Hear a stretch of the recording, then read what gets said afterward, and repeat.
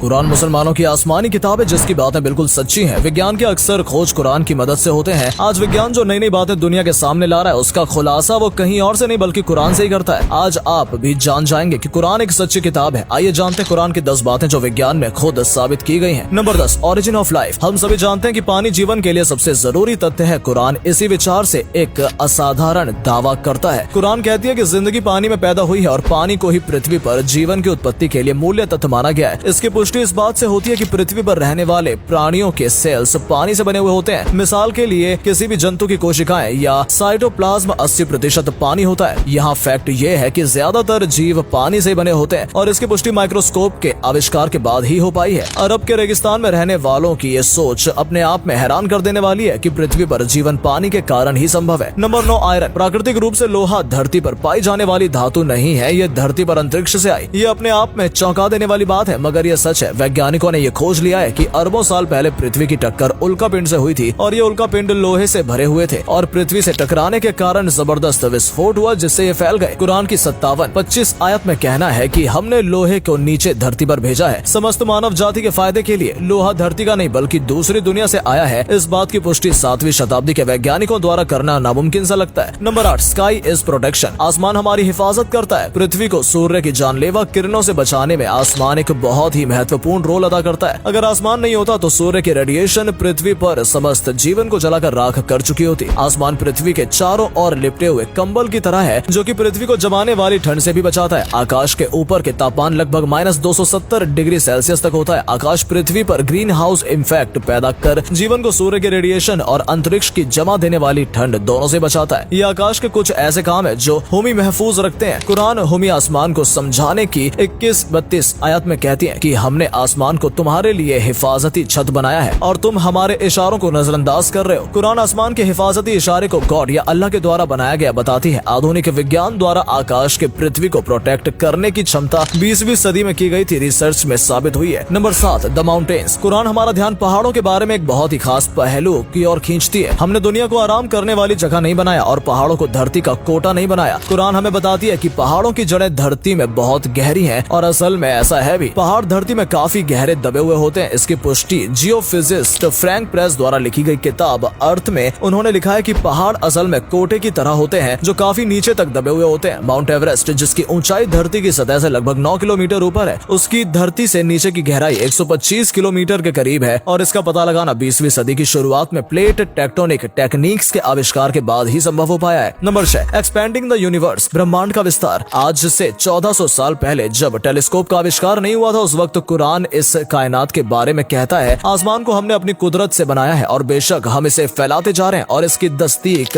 20वीं सदी के अजीम scientist Stephen Hawking अपनी किताब a brief history of the time में लिखते हैं कि ये 20वीं सदी की सबसे बड़ी खोज है कि कायनात वक्त के साथ फैलती जा रही है। हैरान करने वाली बात दोस्तों ये है कि इसका जिक्र कुरान में टेलीस्कोप के इजाद से 14 साल पहले ही हो चुका है। नंबर 5, सूरज का घूमना। दोस्तों साइंटिस्ट पहले से ये समझते थे कि सूरज बस एक जगह पे ठहरा हुआ है और कभी कोई मूवमेंट नहीं करता। 1512 में एक साइंटिस्ट अपना एक नजरिया पेश करते हैं कि जमीन के गोल चांद और बाकी प्लेनेट चक्कर नहीं लगा रहे बल्कि सूरज के गोल चांद और बाकी प्लेनेट से चक्कर लगा रहे हैं और सूरज अपनी जगह पर ही ठहरा हुआ है। एक जमाने तक साइंटिस्ट का यही मानना रहा। फिर 1609 में एक जर्मन साइंटिस्ट जोनास कैपिलर ने अपनी किताब में लिखा कि प्लैनेट्स सूरज के गोल नहीं घूम रहे बल्कि जमीन, चांद और प्लैनेट्स सूरज के गोल घूमने के अलावा अपने महबर पर गर्दिश कर रहे हैं। बाकी प्लैनेट्स की ग्रह सूरज को अपने अक्ष पर एक चक्कर लगाने में 25 दिन लग जाते हैं। कुरान में इस बात का जिक्र कुछ यूं मिलता है और वही है जिसने रात और दिन, सूरज और चांद को पैदा किया और सब एक ही घेरे में तैर रहे हैं। Number 4, the ocean. कुरान की सूरह नूर में अल्लाह फरमाता है कि गहरे समंदर में अंधेरे हो जिसको ऊपर से एक लहर ने ढक लिया हो, उस लहर पर एक और लहर हो, फिर दूसरी लहर पे बादल हो, अंधेरे ही अंधेरे हैं, एक के ऊपर दूसरा अंधेरा है कि जब कोई अपना हाथ निकाले तो उसे अपना हाथ भी न दिखाई दे और जिसके लिए अल्लाह नूर ने बनाए उसके लिए कोई नूर नहीं है। आमतौर पर यह समझा जाता है कि लहरें समुद्र के ऊपर सतह पर चल रही हैं। हालांकि साइंस ये बात साबित कर चुका है कि लहरें सिर्फ समुद्र के ऊपर सतह पर ही नहीं बल्कि नीचे भी होती हैं। ये लहरें इंसानों को दिखाई नहीं देती, सिर्फ इन्हें कुछ खास यंत्रों द्वारा ही पता लगाया जा सकता है। कुरान समुद्र की गहराइयों के अंधेरों के ऊपर चलने वाली लहरें और उसके ऊपर चलने वाली लहरों और उस पे ऊपर बादलों के बारे में हुमी बताती है। कुरान की ये बात सिर्फ इसलिए काबिल तारीफ नहीं है क्योंकि वो सिर्फ अंदरूनी समुद्री लहरों के बारे में बात करती है बल्कि इसलिए भी है क्योंकि ये समुद्र की गहराइयों के बारे में भी बात करती है। बिना इक्विपमेंट का इस्तेमाल किए इंसान सिर्फ 70 मीटर गहराई तक जा सकता है। वहाँ कुछ रोशनी जरूर होती है मगर हम 1000 मीटर की बात करते हैं तो वहाँ घनघोर अंधेरा रहता है। Number 3, lying and movements. दोस्तों हुजूर साहब के दौरान में एक आयत को अब जहल के ऊपर उतारा गया क्योंकि अबू जहल बार बार झूठ बोला करता था। इसके बारे में अल्लाह इरशाद फरमाता है, अगर वो बाज न आया तो हम जरूर पेशानी के बाल पकड़ कर खींचेंगे। वो पेशानी जो झूठी अतकार है, इस आयत में दिमाग के सामने वाला हिस्से को झूठा और खतकार बताया गया है। ये आयत 2 कारण की वजह से बड़ी खास है। पहली ये कि हमारे दिमाग का सामने वाला हिस्सा ही हमारी सोच समझी हरकतों का जिम्मेदार होता है। दूसरा ये कि हिस्सा झूठ बोलने वालों कामों को कंट्रोल करता है। आज के दौर में कई रिसर्चर ने यह साबित किया है कि दिमाग में आगे वाला हिस्सा ही हमारी हरकतों और झूठ बोलने की जिम्मेदारी होता है। दिमाग का ये फंक्शन 20वीं सदी के एडवांस होने पर ही मालूम हुआ था, जबकि कुरान इस तरफ कब का इशारा कर चुका है। Number 2, pen. काफी लंबे समय तक लोग यही नहीं समझ रहे थे कि दर्द को फील करने वाले सेल्स हमारे दिमाग में होते हैं। हालांकि बाद में यह तहकीकात से पता चला कि दर्द को महसूस करने वाले सेल्स हमारी स्किन में ही होते हैं, जिसका जिक्र कुरान को सूरह निसा में कुछ इस तरीके से होता है, बेशक वो लोग जिन्होंने हमारी आयतों से इनकार किया हम उन्हें आग में जलाएंगे और जब उनकी खाल जल जाएगी तो हम उन्हें उसके बदले उन्हें दूसरी खाल देंगे ताकि वो दर्द को लगातार महसूस कर सके। Number 1, the big bang. दोस्तों 80 या 90 साल पहले दुनिया का सबसे अहम सवाल ये था कि ये दुनिया कैसे वजूद में आई। फिर अचानक 1931 में एक साइंटिस्ट ने कहा कि ये यूनिवर्सल पहले एक सिंगल पॉइंट या एक गोला था, फिर एक बड़ा धमाका हुआ जिससे ये चांद महसूस और सितारे सारी चीजें वजूद में आ गई, जिसे साइंस की जबान में कहा गया द बिग बैंग। कुरान में इसका जिक्र हमें 1400 साल पहले ही मिलता है। क्या इनकार करने वाले ये नहीं जानते कि ये जमीन और आसमान मिले हुए थे और हमने इन्हें जुदा किया, और इस तहकीकात को साइंस की एक बड़ी खोज माना जाता है। दोस्तों अगर आपको ये वीडियो पसंद आई हो तो इसे अधिक से अधिक लाइक और शेयर करें। साथ ही हमें कमेंट करके बताएं कि आपको इनमें से कौन सा फैक्ट सबसे ज्यादा मजेदार लगा। आज के लिए इतना ही, आपसे फिर मिलेंगे एक नई वीडियो और ढेर सारी रोचक जानकारियों के साथ।